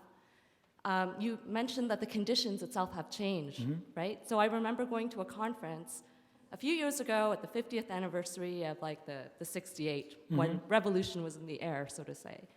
I'm wondering if is this revaluation enough in the context of what's happening now? Like when I see the youth that's growing up, it's nihilism, an intense nihilism, and when we see that the right is actually growing, I mean, the right itself is fracturing in interesting ways, but the push towards like a more revolutionary or collectivist future is, I don't see that coming from the left. I see this, you know, this weird, almost dangerous resurgence of a different kind of collectivism. Okay, so let me go back. I'm going to do all these real quickly. On the last question, that's not a wet blanket. That's a pretty dry blanket. It's a very simple answer. There's enormous radical insurgency. It just doesn't look like the left as it used to look. And I think it looks as like indigenous movements fighting for sovereignty. It looks like, you know, black people fighting for the right not to be killed. I mean, it looks like, you know, young people who, you know, I'm not saying that we could talk about Bernie Sanders in a second, but it doesn't look like the left, and a lot of the sort of traditional leftists are flummoxed by it because it doesn't look like what they know. And that's what a big debate's taking place right now among those people who say, you know, Occupy was a disaster because it didn't leave any particular legacy. Well, that's not really true. It generated a different culture. I'd be the last one to say that values are enough. Struggle is necessary. You can't just, we could sit around in a room and have values, but unless you're actually going to risk something and challenge power, then, you know, or take power, then that's never going to happen. But the last thing I'll say about that, and I'm just going to go back to the first question, the beauty of social movements is that you don't come out the way you came in. You know, so it's not as if we make a plan and then we act on the plan. It's dialectical. You're in motion, and in motion you produce community. If we say that young people are nihilists, I'm sorry, read the press in 1959, and you're going to say nothing but young people who are nihilists, right? Those same young people end up on the streets of Birmingham, or in the streets of Detroit, or the streets of Los Angeles, fighting for justice. So it just depends, and that's the benefit of community, is that you build community, and community is not necessarily a loving thing, it's not necessarily a fun thing, it's a difficult thing. We have those kinds of struggles and debates. On Bernie Sanders, what do I think about the Bernie Sanders campaign? I think there was a lot of possibility there. I also know that it was still, as much as it was supposed to be outside the Democratic Party, it wasn't entirely outside the Democratic Party. And I think that, perhaps there isn't a prospect for a third-party candidate, but to me, third party, Democratic Party, all that stuff is less important than what it means to build power. And building power is not always necessarily trying to get a lot of votes for a president. I mean, the fact that part of the failure of the Bernie Sanders campaign, I think, is the failure of the Jackson campaign. And that is that in the end, people begin with the hope they're going to build something independent and special and different, but they end up getting swept into Democratic Party politics. And then that's the death, and being swept into that, now you got Bernie Sanders, is like a very powerful person in the Democratic Party. He was independent, he was a socialist. And I don't know what's going to happen. A lot of people who follow him are not following him into that. The question is whether or not they're going to be able to build power. On artists, the question had to do with whether artists working within the industry can kind of extricate themselves from that. I don't know. I mean, it's so, it's the sort of thing where it just depends on who you are. I know people who are not in the industry at all who are completely reactionary, and I know people who work in the industry who actually have all these aspirations. In the end, though, I think that we have to think about some other things. I don't think radical art's always about necessarily creating a particular kind of content. I think it really is about what is our relationship to the marketplace, what is our relationship to each other and to community. And I think that going back to old-fashioned things, like making art together, making music together in a setting that may not have to require buying tickets, is just a powerful thing in and of itself. And also supporting artists, like with our money, those people who are actually not trying to go a commercial route, who are doing something really interesting. Instead, we are like lemmings. We throw our money at, Kendrick Lamar, because, of course, he's the one. Whoever the one is, you give him the money. And I just love the idea that people are in a position now where they can give away music for free or art for free. We shouldn't have to pay for it, but then we should be able to pay directly to the artist. That's another story altogether. On the real critical question, the first one, which I saved for last, I probably forgot something, but this is a perennial problem. It's an old problem, actually. There was a language of anti-blackness in the mid-20th century. There was a language, if you read even Dr. King, in his speech to, it was Grosse Pointe, Michigan, March 14th, 1968, he defines racism. I know it's March because that's my birthday, so I know it's March 14th. He defines racism in a way as a kind of, I forget the language he uses, but he talks about it as ontological. He uses the word ontological. He talks about that racism destroys the soul. It is the depth of racism, the description of racism is such that, it is a kind of social death. And this is the language that he uses. It's not that different from the way people are thinking about anti-blackness today. The language is still the same.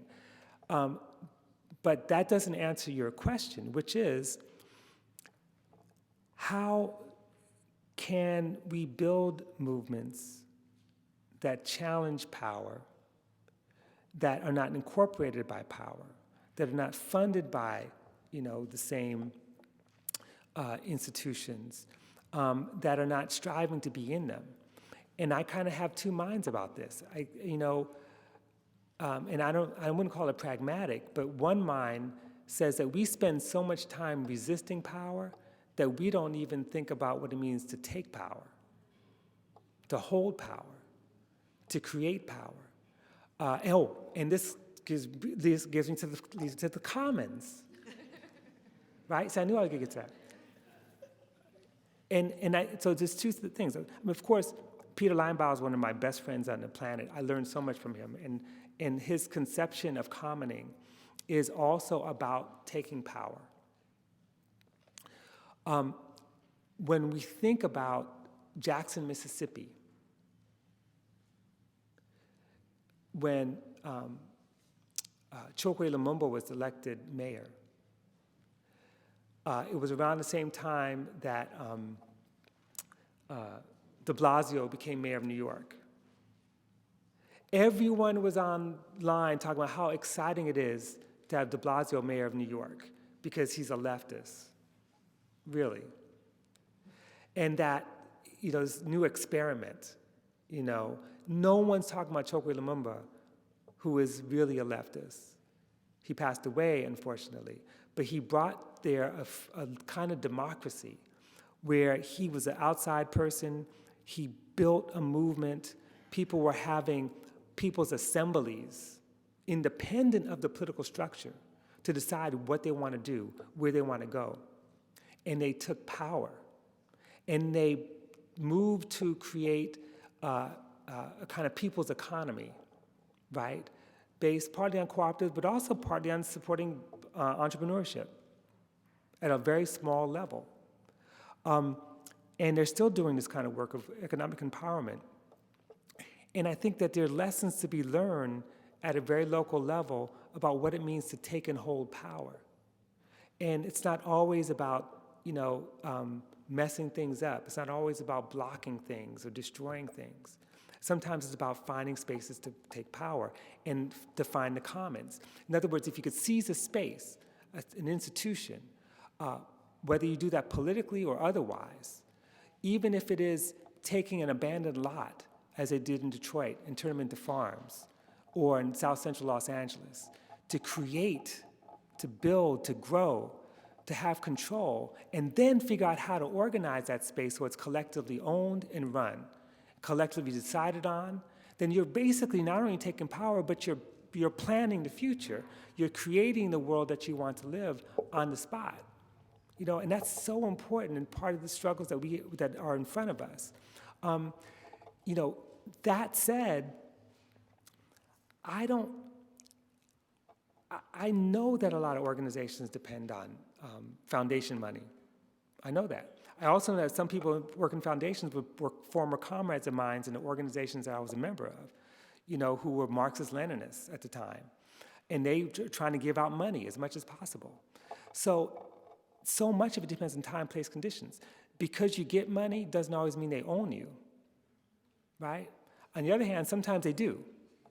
It depends on where you get your money, how you get your money, what you do with your money. It also depends on whether or not you have to depend on money. And also building a movement culture also means asking for people in your organization for money. To have a pay-based system where you have paid dues, and those dues go to something that's collectively useful. I mean, that may be too practical, but that's also how you build institutions. And they don't always destroy you. Sometimes when you build them strong, then the state's going to come after you anyway to destroy them, to take them, to co-opt them. But they can't co-opt anything you own, right? Unless they use eminent domain, which is called the police, right? And in that case, what do? These are all questions. How do you defend yourself? Finally, in terms of what does it mean to build a black radical power or radical power, period, who are your allies? Who are your comrades? Are they all in the United States? Why do we think about it in terms of the nation state? Who are our connections? When organizers after Katrina, who did they go to? They went to Hugo Chavez in Venezuela to try to get support, and they got some. One of the benefits of having regimes that are friendly to us is to be able to go there and say, we got a diplomatic relationship, source resources. These are all things that require a certain kind of imagining that then suddenly transforms us from victim, right? From victims of social death to engaged, powerful actors in recognizing our power. That's why I love, this is the final thing I'm gonna say, that poem, because, and I wish Fred Moten was here, because Fred Moten writes about this all the time. He writes about the fact that we're not broken, And the fact that we're not broken means that we actually have power. If we keep believing ourselves as abject, fungible, as just destroyed, then we can't build shit, really. But we actually have power. And power is not always money. Sometimes power is just our capacity to give to each other and help each other out, to turn abandoned spaces into things that move, into things that are strong, that are fortified, and that could reproduce themselves. So I actually think this goes back to the question of art. It goes back to the question of nihilism, that when you build a space and you hold that space, and when you invest in that space, there's all kinds of things you can do, right? And I'll end there, actually. Thank you.